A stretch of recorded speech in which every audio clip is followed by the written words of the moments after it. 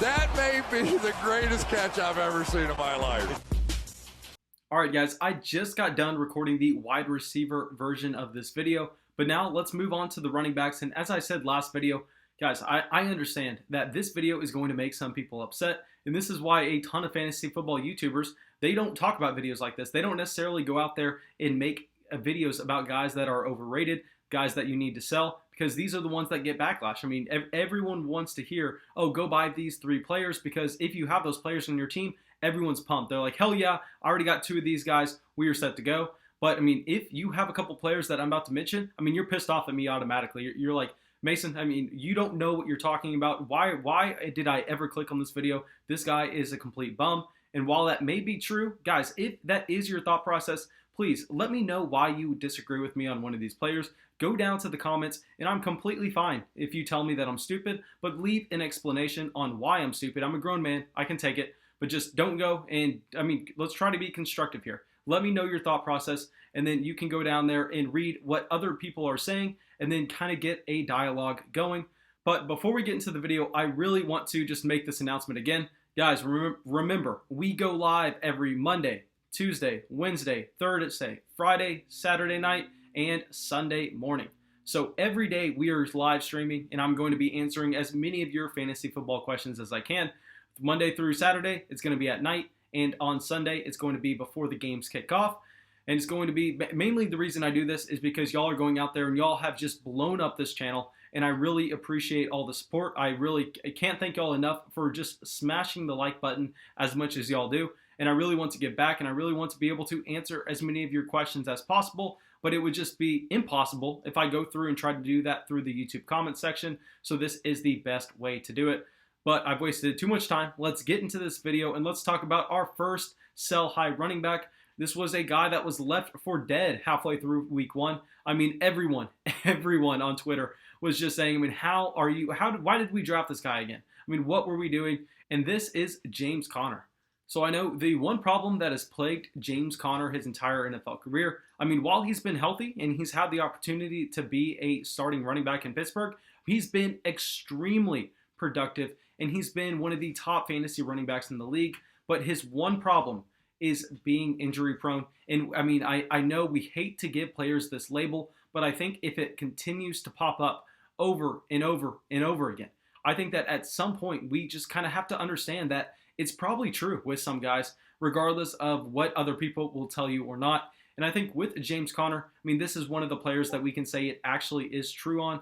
And I mean, overall, if we are going out there and we are expecting there to be increased injury rates throughout the 2020 season, I mean, we are just seeing players drop from all over the entire NFL landscape. And I think this is something we can continue to expect with players missing the preseason, with players missing the regular training camp schedule. And I think that these guys that have the history of being injury prone are even more susceptible to this. So with James Conner, we've already seen an injury scare where some people, I mean, they were just saying that Benny Snell was going to be a running back 1 in Pittsburgh this year. They thought that, I mean, James Conner was completely done. Yet we see James Conner in week 2 come back and just establish that he's a workhorse. And this is a running back that I went out there and listed as one of the top risers in fantasy in week 2. And I think this is one guy that we should go out there and try to sell high on. Guys, I would be looking for around this range. I mean, if I could pivot to someone like Kenyon Drake, I would love to do that. If I could get a little bit added onto Kareem Hunt,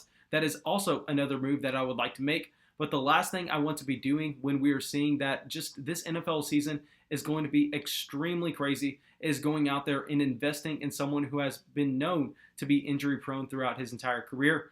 But now let's get to our second running back. And this is another guy that's been known to be injury prone. That's not necessarily the main reason I'm advocating for going out there and selling this running back. It is Chris Carson. So there are multiple things, in my opinion, working against Chris Carson at the moment. One, we are just seeing a complete different fundamental offense from the Seattle Seahawks. And at the moment, I mean, Chris Carson has been able to thrive in this passing offense because they have just been so productive. I mean, when Russell Wilson is throwing for 5 touchdowns a game, I mean, you just have to expect that there is going to be fantasy production over this entire offense, and that includes the running back position. But there are a couple things going on here. I mean, one, obviously, we cannot expect Russell Wilson to continue to get this production out of his entire group of skill players. And so there is going to be some regression to the mean there. And automatically, I mean, I think we can expect some of that to come from Chris Carson, who has benefited from a touchdown here or there. And also, we are going out there and seeing Chris Carson kind of split this backfield with Carlos Hyde.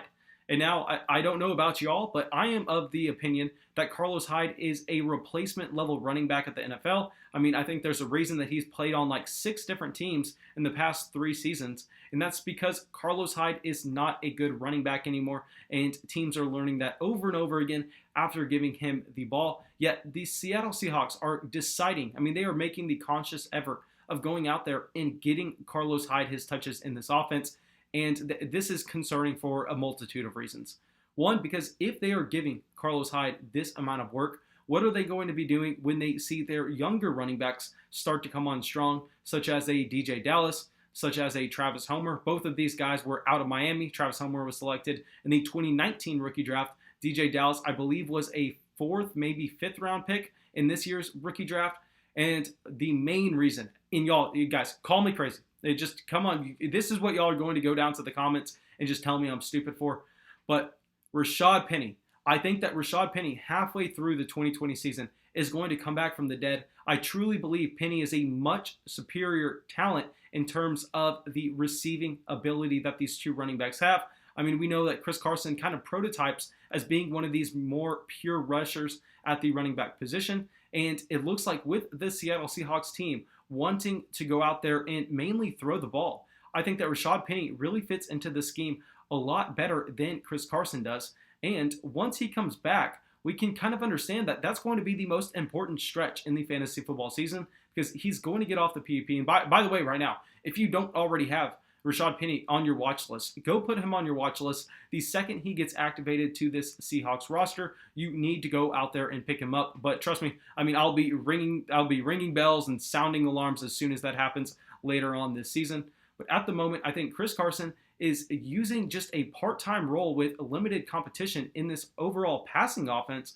And I think that we are going to see the Seattle Seahawks continue to throw the ball. And this is not the scheme that Chris Carson is going to thrive in. And when we see that he gets added competition to this backfield in the coming weeks, I think we continue to see his production decline. So really, with a guy like Chris Carson, I'm just going to go out there and look to sell. All right, now let's talk about a player that everyone loves. I mean, he is probably saving some fantasy football seasons right now, especially with all the injuries that we have seen across the running back position, is James Robinson.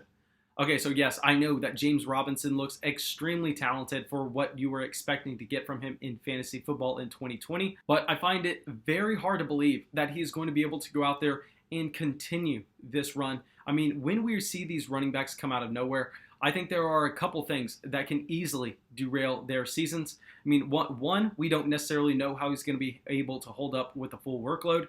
2, we can see the wheels fall off of this Jacksonville Jaguars team at any second now. I know they've been extremely exciting so far, but guys, how long do we expect Gardner Minshew to really be able to lead this offense of just kind of nobodies? I mean, they went out there and this entire team just made it a priority to add on future value and to try to trade away every key veteran player that they had, because I'm of the opinion that I think that they were going into the 2020 season fully expecting to go out there and get Trevor Lawrence in 2021. I think Gardner Minshew has something else to say about that, and that speaks to kind of the swagger that Gardner Minshew has as well as his talent.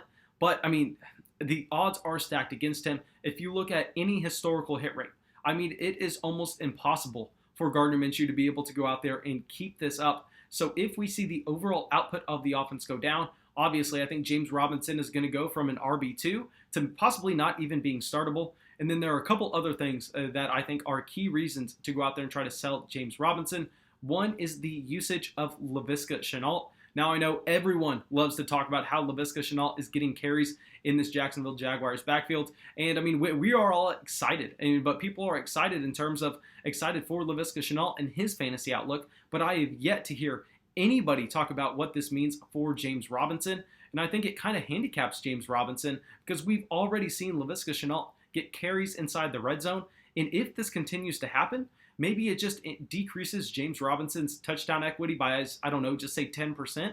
And over the entire season, that is going to make a difference in your fantasy football league, especially if we see Laviska Shenault get his usage ramped up a little bit, because we know that primarily he's a wide receiver, but what if they really like how he's progressing while they're giving him carries out of the backfield, and they want to continue doing this and uptick his usage? I mean, that's another way that we see that James Robinson can see his value decline. One other thing is Ryquil Armstead. I mean, he was the guy that was listed as the running back 2 behind Leonard Fournette over pretty much the past 6 months. The only thing that really got him behind James Robinson, other than James Robinson coming out here and showing us that he really had the talent, is that we know that Armstead was on the COVID list for pretty much a goddamn month. And the only time that he wasn't, he came back for like a 3-day stretch, then he got injured, and then he got put right back on the COVID list.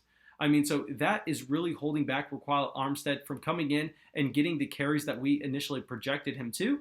But what if he does come back in just say 4 weeks or so, and they want to decide to use him in the game plan as well? This is something that could also go down there and make James Robinson just unstartable for you.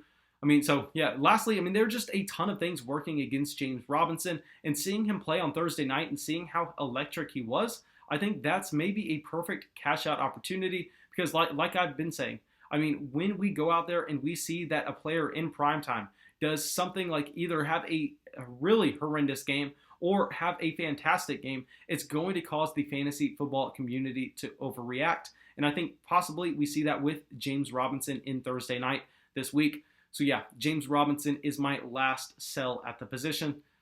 But that's all I got for y'all. I really hope y'all enjoyed the video. Just a quick recap. We have James Conner, Chris Carson, and James Robinson. And yeah, so if y'all enjoyed the video, please make sure you drop a like. Please make sure you subscribe. And guys, I would love to talk to you in the live streams. I'm going to be live streaming. I'll say it again. Monday, Tuesday, Wednesday, Thursday, Friday, and Saturday nights. And then Sunday morning. So yeah, come hang out in the live stream. And yeah, that's all I got. Have a great day, guys.